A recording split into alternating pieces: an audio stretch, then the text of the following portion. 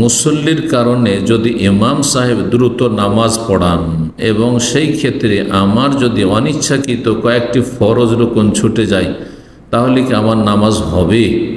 মুসল্লিদের কারণে ইমাম এত দ্রুত পড়বে যে মুক্তাদিরা ফরজ রুকুনগুলি আদায় করতে পারবেন না, সেই ইমামই না, অযোগ্য ইমাম।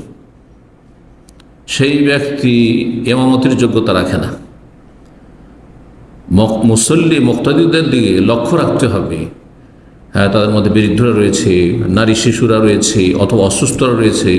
লক্ষ্য রাখতে কতটা আপনার ফরজ ওয়াজিবাত, আরকান 14টি, ওয়াজিবাত 8টি, এগুলি ঠিক রেখে সুন্নাতের ক্ষেত্রে লম্বা তিলাওয়াত না করে আর তার 3 বারের বেশি তসবিহ না পড়ে রুকু সেজদাতে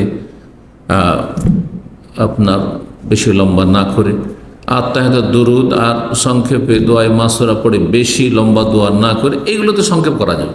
অর্থাৎ সুন্নত মুস্তাহাবের ক্ষেত্রে সংক্ষেপ করা যাবে, কিন্তু ফরজের ক্ষেত্রে ওয়াজিবের ক্ষেত্রে সংক্ষেপ করা জায়েজ না, ওটি জায়েজ নাই।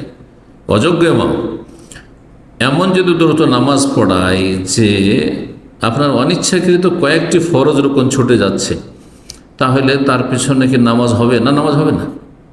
আপনার নামাজ জায়েজ না, সাথে সাথে নামাজ ছেড়ে দেবেন না। কি করে নামাজ হবে আপনার?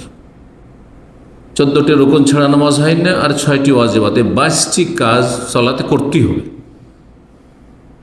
কিছু শারীরিক, কিছু বাছনিক রয়েছে, এই কাজগুলি করতে হবে। জি, তাকবীরে তাহরিমা থেকে সালাম ফিরা পর্যন্ত যেগুলি রুকুন আরকান ওয়াজিবাত, সেগুলি অবশ্যই আদায় করতে হবে। সুন্নাতের ক্ষেত্রে ছাড় রয়েছে, যত সুন্নাত কমবে তত নেকি কমবে, কিন্তু নামাজ নষ্ট হবে না।